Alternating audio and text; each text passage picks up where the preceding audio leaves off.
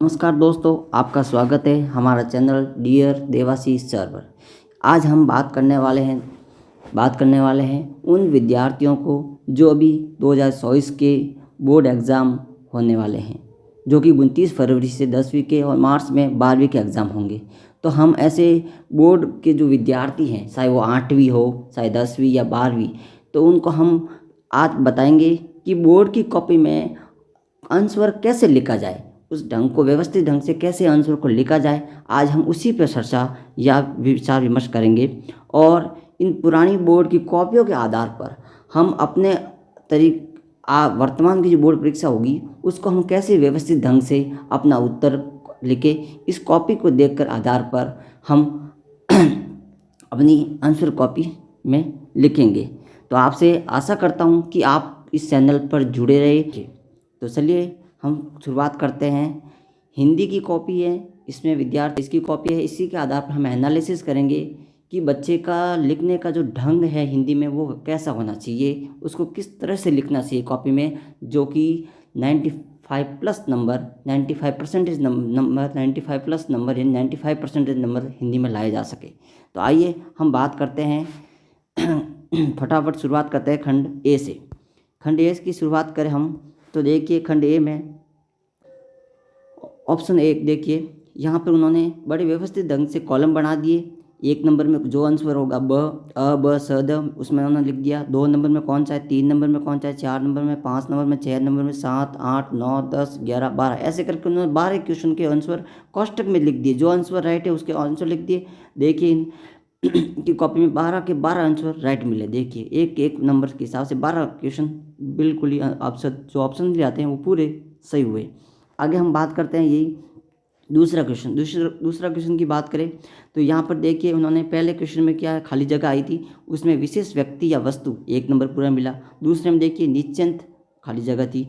तीसरे में 5 ऐसे कुछ खाली जगह थी उसमें किया। और चौथे में परिवर्तन, ऐसे करके उन्होंने पूरे के पूरे 5 नंबर प्राप्त किए।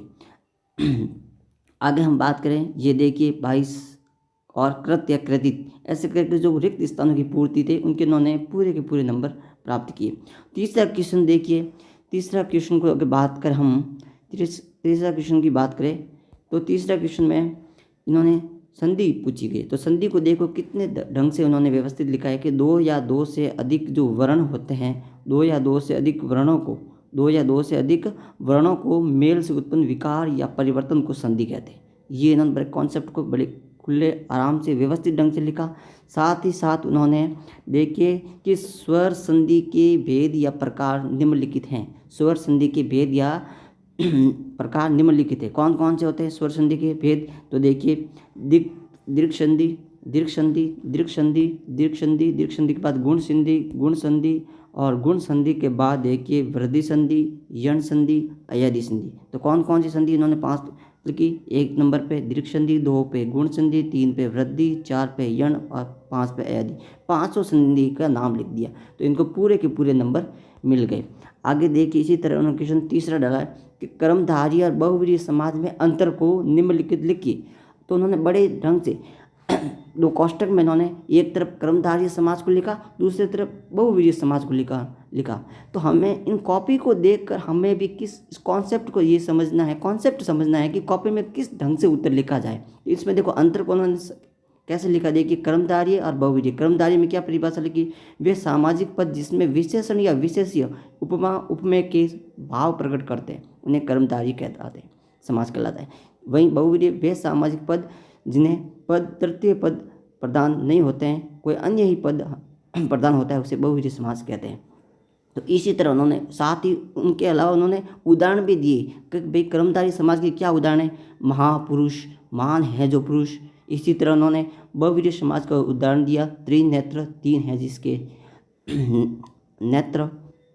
इसी तरह तीसरा के उत्तर देखिए, तीसरा का उन्होंने कि भी आकाश का टूटना, मुहावरा पूछा है, आकाश का टूटना यानी बड़ी विपत्ति को आना, आकाश का टूटना बड़ी विपत्ति को आना। चौथा क्वेश्चन, अंधा बाटे रेवड़ी फिर अपने को दे, अंधा उपयोगी क्रोध से आई बांटता है, यानी अंधा बाटे रेवड़ी फिर अपने अपने को दे, अंधे के उपयोगी को ऐसा ही बांटता रहता है।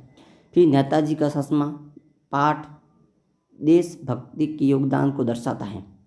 तीसरा 5वां क्वेश्चन का उत्तर 6 में देखो, कुछ नहीं करना, प्रश्न आपको लिखना नहीं, केवल उत्तर। 6 का उत्तर क्या है? मनु भंडारी के पिता सबसे बड़ी दुर्बलता असामान्यकरण था।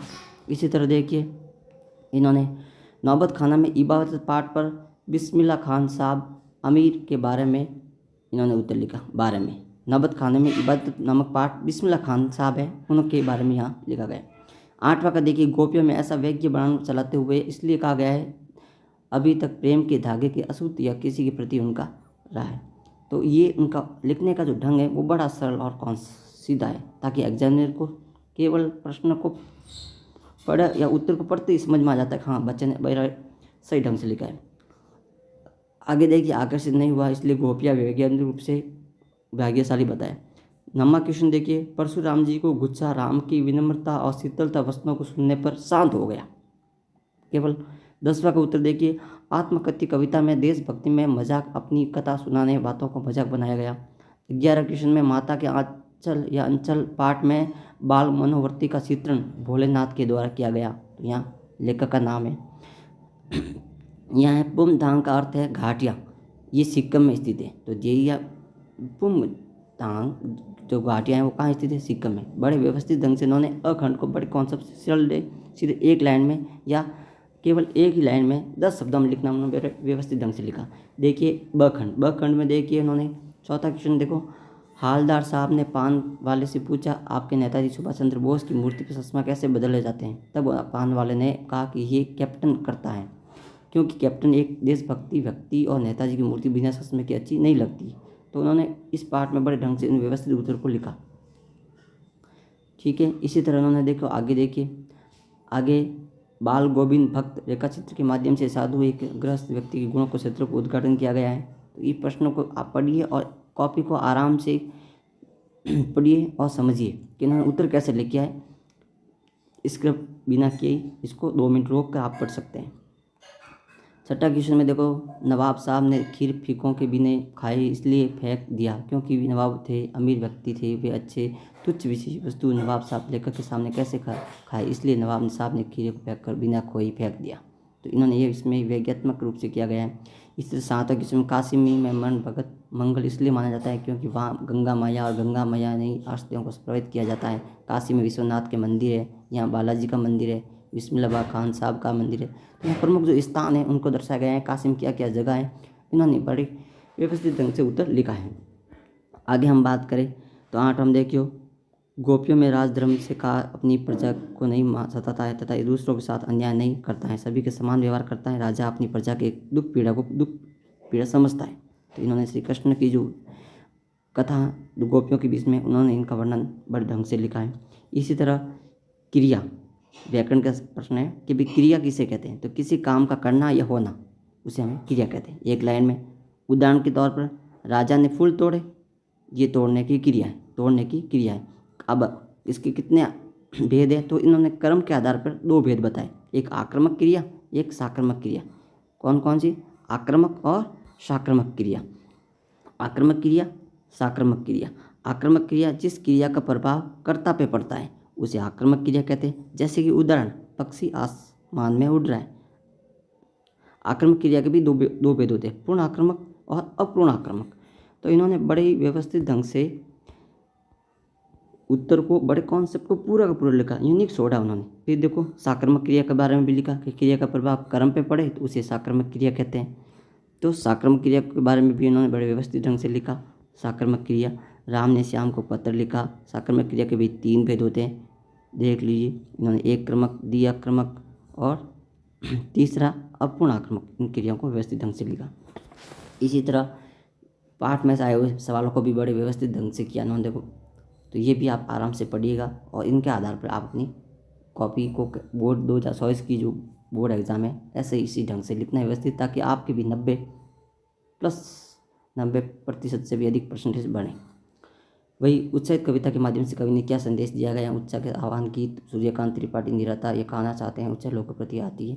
इसी तरह शोषण प्रताड़ित नहीं होते हैं। तो इस तरह उन्होंने बड़े ढंग से व्यवस्थित ढंग से लिखा। हाँ, राइटिंग भी ठीक ठाक अच्छी है, क्योंकि वहाँ टाइम को भी देखा जाता है, वो भी मैनेजमेंट करना होता है। फिर ये ग्रामीण अंचल में बच्चों को खेल निम्न प्रकार से होते हैं, जैसे कि मिठाई की दुकान तगाना, घरौंदा बनाना, घरौंदे बनाना, बारात के जुलूस निकालना। ये इन्होंने बड़े मार्मिक ढंग से वर्णन किया है ग्रामीण क्षेत्र के बारे में। ये जाजम पंच के नामक पाठ से लिया गया है, वहाँ से ये प्रश्न उठाया गया, वहाँ से आपको एक बार वापस देखना है। तीस्ता नदी सिक्किम से बहती हुई हमारी अनेक आवश्यकताओं को पूरा करती है। तो यहाँ पे देखिए बड़े ढंग से उन्होंने नदी के बारे में, पवित्र नदी, इस नदी के बारे में, तीस्ता नदी के बारे में उन्होंने बड़े ढंग से व्यवस्थित वर्णन किया, तो इसको 2 नंबर मिल गए। इसी तरह यशपाल जो लेखक हैं उनका जीवनी के बारे में, उनका जीवन का वर्णन करना है, तो बड़े देखो ढंग से व्यवस्थित किया। 15वां प्रश्न है यशपाल का जन्म। यशपाल का जन्म मध्य प्रदेश में हुआ। इन्होंने वहीं अपने गांव में शिक्षा प्राप्त की। बहुत ही प्रमुख कवि माने जाते हैं। उनका लखनऊ अंदाज में 8 खंडों में प्रकाशित हुई थी। 1968 में उनकी मृत्यु हो गई। यशपाल ने क्या क्या कार्य किए? मानव की नवी संस्कार कृति रचना का भी संग्रह लिखी। इन्होंने प्रकृति की सौंदर्यता का वर्णन किया। तो इन लेखक के बारे में बड़े ढंग से व्यवस्थित 2-3 पॉइंट हम अच्छे से वर्णन किया। और प्रमुख उनकी रचनाएं कौन कौन सी वो भी इन्होंने लिखी। नाश और निर्माण, फूल और कांटे, आदमी जात का आदमी। इसी तरह उन्होंने 16वां तुलसीदास जी के बारे में, अथवा आप ये लिख सकते हैं या तुलसीदास जी के बारे में भी। तो तुलसीदास जी का जन्म 1532 में हुआ। पिता का नाम आत्माराम दुबे, माता का नाम हुलसी। ये जन्म रहते ही 5 साल में जितने बड़े बड़े दांत थे ये देख उनके पिता माता ने पालन पोषण के लिए अपनी दासी उनिया को दे दिया। और इसी तरह उन्होंने वर्णन किया उनकी मृत्यु कब हुई, उनकी प्रमुख जीवन में क्या संघर्ष रहा वो, और इनकी प्रमुख क्या कृतियाँ रही, रचनाएं रही वो, जैसे रामचरितमानस, गीतावती, कृष्णा गीतावती, विनायक पत्रिका, दयावती आदि। इसी तरह उन्होंने लिखा। अब खंड 6 में क्या है देखिए, आपको एक कविता या कहानी भी हो सकती है, गद्यास या पद्यास, शहनाई मूर्धपुरी में। तो इसका शब्दार्थ का अर्थ क्या है? मंगल ध्वनि, शुभ ध्वनि, प्रार्थना, विनती। प्रस्तुत गद्यास हमारी कक्षा 10वीं की। इसी तरह आप लिखना है, इनका संदर्भ लिखना पहले। तो संदर्भ, पहला पॉइंट क्या होगा? संदर्भ। प्रस्तुत गद्यास हमारी कक्षा 10वीं की हिंदी की पाठ्य पुस्तक 36 भाग 2 के नौबत खाने पाठ से लिया गया है, जिसके कवि लेखक यशवंत सिंह। तो इन पद्यास को आप बड़े व्यवस्थित ढंग से, जो हम बता रहे थे कि 17वें क्वेश्चन में कि संकेत शहनाई मुरादपुरी, तो इस शब्दार्थ का अर्थ क्या है? यहाँ शब्दार्थ का अर्थ बताना है, मंगल ध्वनि, शुभ ध्वनि, प्रार्थना, विनती। ये संदर्भ में लिखना है। प्रस्तुत गद्यास हमारी कक्षा 10वीं की हिंदी की पाठ्य पुस्तक 37 भाग 2 के नौबत खाने से लिया गया, जिसके कवि यशवेंद्र मिश्र थे। प्रसंग में क्या लिखोगे? तो दूसरा पॉइंट, पहला क्या हो गया? संदर्भ, दूसरा पॉइंट प्रसंग लिखना है। प्रसंग भी लिखना बहुत जरूरी है। तो प्रस्तुत गद्यास में बिस्मिल खान ने प्रार्थना करते हैं, उसके बारे में वर्णन किया गया है। व्याख्या, यहाँ आपको एक्सप्लेन करना है। सेनाई की मंगल ध्वनि के नायक बिस्मिल खान साहब उसी वर्ष को सुर मांगते हैं, सच्चे सुर की मांग करते हैं, नवाब के बाद सहज गिड़गिड़ाते हैं। तो ये मार्मिक ढंग से इन्होंने वर्णन किया है, इसका आपकी व्याख्या भी करनी है। साथ में किस विशेष छोटा पॉइंट ये जरूर डाले, प्रस्तुत गद्यास की भाषा सहज सरल है, उसमें लौकिक मुहावरा का प्रयोग किया गया है तथा इसमें तदब और तजब शब्दों का बहुलता कवि भाषा मार्मिक है। इनको भी पूरे के पूरे नंबर मिलते हैं। इसी तरह दूसरा और संकेत हमारे सक्रिय के, वही हमने बताया पहले, शब्दार्थ, उसके संदर्भ लिखना है, किस पाठ से लिया गया है, प्रसंग, इसका प्रसंग क्या है वो लिखना है, व्याख्या, इसका एक्सप्लेन करना है, और विशेष संदर्भ में भी लिखना है। तो ये 4 पॉइंट लिखोगे तो पूरे के पूरे नंबर मिलेंगे। इसी अथवा ये भी कर सकते हैं, अथवा में दे रखा है। इसी तरह आप एक प्रश्न आएगा, उन प्रश्नों को आप व्याख्या का एक्सप्लेन कर सकते हैं। 20वां प्रश्न है कविता नागार्जुन में संदेश, जो दुरीति मुस्कान कविता से नागार्जुन ये संदेश दे रहे हैं कि दुरीति मुस्कान बड़ी मनोहरी सुंदर है। इसी तरह ये प्रश्न को आप ध्यान से पढ़िए और प्रश्न को अंदाज लगाए कि प्रश्न कहाँ से उठा हुआ है, उसी के आधार पर आगे की स्मार्ट तरीके से तैयारी और करके आइए। ये देखिए एक और आएगा आपके सामने, खंड 2 में प्रार्थना पत्र आएगा। प्रार्थना पत्र को कैसे लिखना है ये आप विशेष रूप से ध्यान दीजिएगा। जो अपना जो लेफ्ट साइड है ये, इस तरफ आप स्थान का नाम, जैसे हिम्मतनगर, दिनांक वो लिखनी है, ठीक है। इसके आगे आपको प्रिय अनुज, मैं यहाँ कुशल हूँ, आशा करता हूँ कि तुम भी वहाँ कुशल होंगे, तुम्हारी बहुत याद आने लगी है, तथा कभी भी डाकिया को देखता हूँ या नहीं सुनता तो मुझे बहुत दुखी होता है। लंबे अर्स के बाद मुझे डाकिया से तुम्हारा लंबे अंतराल बाद पत्र प्राप्त हुआ है। खुशी के मारे पत्र को पढ़कर मैं बड़ा भाया, और आपका स्वास्थ्य खराब, इसलिए तुम चिकित्सक से मिलकर अपने स्वास्थ्य को ठीक जांच करवा लो, क्योंकि अब बहुत सारी बीमारियां फैल रही है। इसलिए मुझे परामर्श प्रेम रहेगा। तुम सभी अभी जाकर अपने अपने स्वास्थ्य का जांच करवा लो। इस तरह को प्रश्न पत्र को पढ़िए और व्यवस्थित ढंग से आप उत्तर लिखिएगा। इसके बाद नीचे आपका बड़ा भाई नरेंद्र। अथवा आप इसी वो नहीं करो तो ये भी कर सकते हैं, अथवा मैं खुल गया तो नया सर्जन संस्था। आपका एक बार खरीदे मूर्ति को बार बार खरीदे मन करेगा। यहाँ सभी प्रकार की मूर्तियाँ मिलती हैं, आपकी जो पसंद आए वही खरीदे। मूर्तियाँ खरीदने पर 10% की छूट। बार बार मन करने में, एक बार खरीदने में। अच्छी गुणवत्ता वाले, एकदम सस्ता, स्थान राजस्थान, संपर्क 999, कोई भी दे सकते हैं। इसी तरह आखिरी जो इसमें क्वेश्चन आएंगे वो देखिए कि जो आपको एक निबंध आएगा, निबंध 3-4 निबंध देंगे पॉइंट, उनमें से आपको एक को सिलेक्ट करना है। जैसे इन्होंने देखो वैश्विक महामारी को, कोरोना को व्यवस्थित ढंग से इन्होंने लिखा है। रूपरेखा लिखिए। रूपरेखा में क्या लिखेंगे? प्रस्तावना। 1 नंबर यहाँ से मिल जाएगा। कोरोना क्या है, प्रस्तावना लिख दी। कोरोना क्या है, महामारी को फैलाव, महामारी के भयावहता, बीमारी से बचने के उपाय और उपचार या निष्कर्ष क्या कर सकते हैं। तो इनको देखिए पूरे के पूरे जो नंबर है वो मिलने के बन जाते चांसेस। क्योंकि जब प्रस्तावना लिखते हो, प्रस्तावना को बड़े ढंग से आपने व्यवस्थित कर दिया कि ये सामाजिक प्राणी हमारे समाज में सदा सारी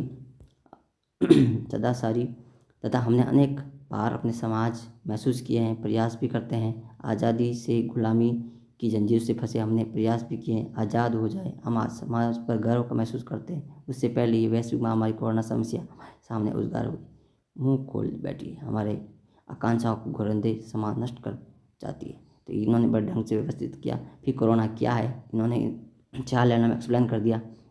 उसके बाद महामारी का फैलाव कैसे हुआ उनके बारे में उन्होंने लिखा। महामारी की भयावहता कैसे फैली वो उन्होंने, और महामारी से बचने के क्या क्या उपाय किए जा सकते हैं। मानवीय मूल्य की वृद्धि, शिक्षा के प्रचार प्रक्रिया, जन जागृति लाकर, सरकार की कानून व्यवस्था को कठोर करके